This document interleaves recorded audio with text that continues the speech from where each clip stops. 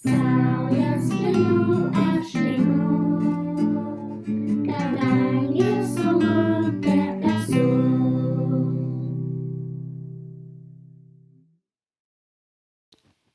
Sveiki, bičiuliai.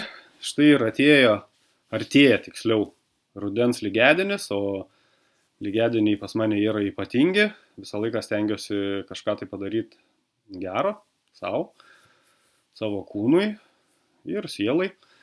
Tai todėl darysiu vėl švaros žygį, kaip ir pernai, tuo pačiu maršrutu.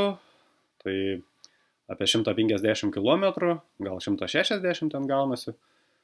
Tai per visą tą žygį naudosiu tik tai, kas yra kupriniai, ką nešie su savim, jokių parduotuvių, jokių ten pasipildymų ar panašiai. Ir mėgosim gamtoj, sūnus irgi eis su manim, kaip ir praeitais metais.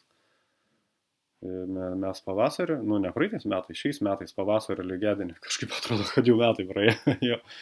Tai va, kaip ir praeitą kartą, sakykime, per pavasario lygiadienį, kaip įėjom, šie rudens lygiadienį žiūriu oras, tai žymiai geresnis.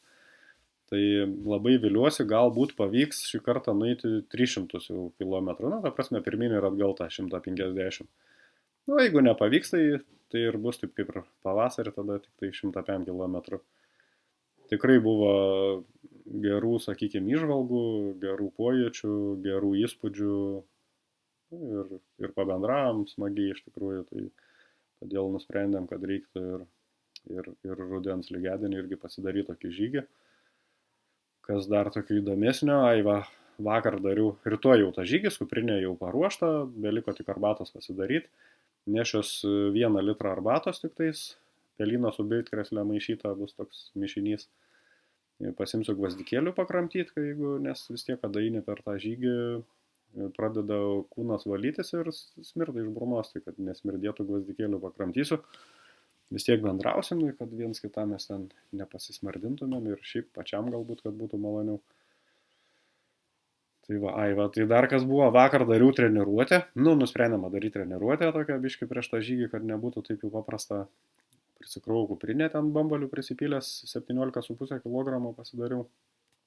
Ir ką, išėjome tą žygį, aš sūnus, 2 dukrelės dar irgi kartu jie. Ir viena iš jų sugalvojo biškį pabėgioti, kaip sakant, šuniuk su šuniuku. Į priekį liktai nubėgo ir kaip ir nubėgo ir dingo, o išėjom vėlai jau tamsu. Tada sūnus sako, reiktų ją gal pabėgti pasivyti, jis labai gerai bėga, iš tikrųjų už mane 100 kartų geriau. Tai jisai irgi su kuprinėje, nes irgi norėjo pastreniruoti biškį kaip prieš tą žygį, kad biškį pečiai būtų atsparesni, nebūtų taip kaip pirmą dieną, žinot, kaip po sporto ir raumo, kuris nedirbęs, paskui labai skauda. Tai tokį mažą 2 valandų prasėjimą galvom pasidarysim 10 km. Ir praėjom kokį porą kilometrų, tada pradėjus įbėgti jau, norėjo sesę pasivyti su šuniuku. Ir nebeliko man ką daryti. Ir aš paskui pradėjau bėgti iš paskos. Ir bandžiau juos pasivyti, kaip sakant, galvojus pasivys sesę, tada aš pasivysiu, palauks tada manęs, tada aš pasivysiu, vėl kartu visi draugiškai pareisim. Ir taip gavosi, kad vijausi ir iš viso gavosi, kad nubėgau apie 7 km, gal net dar truputį daugiau. Su ta kuprinė 17 kg. Aišku, tas bėgimas toks jau labai lėtas buvo, ypač ant pačio galo jau atrodo vos kojas gali pavilti. Paskui jau supratau, aišku, kai maždaug pusiaukelį, kad aš jau tikrai jau nebepasivysiu, bet tiesiog galvoju, reikia parbėgti iki galo. Tai mane labai nustebino, kad netgi ir su kuprinė įmanoma bėgioti. Mūsų tos galimybės turbūt tikrai nėra mažas. Visai nesenai dar sūnus parodė tokį video apie bėgiką, nežinau, ten kažkelių parų bėgimas vykdavo. Ir prisijungė prie to maratono kažkokio, tai, jis ne maratonas, bet ten kelių parų, kur keli šimtus kilometrų, man atrodo, ten bėga jie.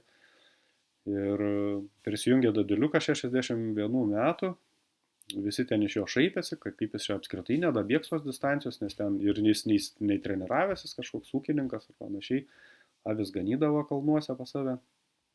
Ir pradėjo visi bėgti. Iš karto, aišku, jis atsiliko, tiksliau ne vos, o pats paskutinis buvo, bet atėjo vakaras, visi nuėjo miegoti, tas deduliukas ir be jokio miego, be nieko ir bėga savo toliau. Ir taip gavosi, kad jisai nubėgo tą atstumą, nežinau tikrai kiek ten tų kilometrų, dabar nepasakysiu iš atminties, jisai nubėgo per 5 paras, nesustodamas 5,5 paros prabėgo žmogus. Ir pagerino ten pasaulio rekordą, 2 parom, nežyb, kad ten valandą kokią ar pusvalandžią. Nu, visi tie užskėtėję sportininkai tik taip pat 2 parų atbėgo ten su trupučiu. Tai va, tai mes iš tikrųjų nežinom, kokios tos mūsų kūno galimybės, kad tikriausiai jos yra iš visiškai neribotos. Labai man dar irgi toks įdomus buvo pamastymas, kad mūsų širdis juk irgi plaka nesustodama, jinai visą gyvenimą ir nereikia jai pailsėti. Nu, ta prasme pailsi, bet jinai lėčiau plakdama pailsi. Nu, tai galbūt taip ir su to bėgimu, tu gali bėgti visą laiką, o kada nori pailsėti, tiesiog lėčiau pabėgi. Tai čia tik šiaip tokia iš oro dabar atėjo į galvą.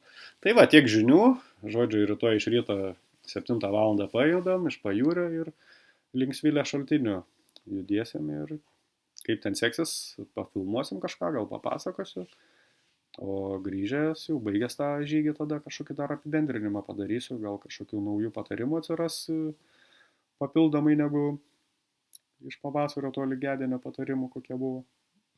Tai va, informuosiu. Tiek tam kartui ir iki.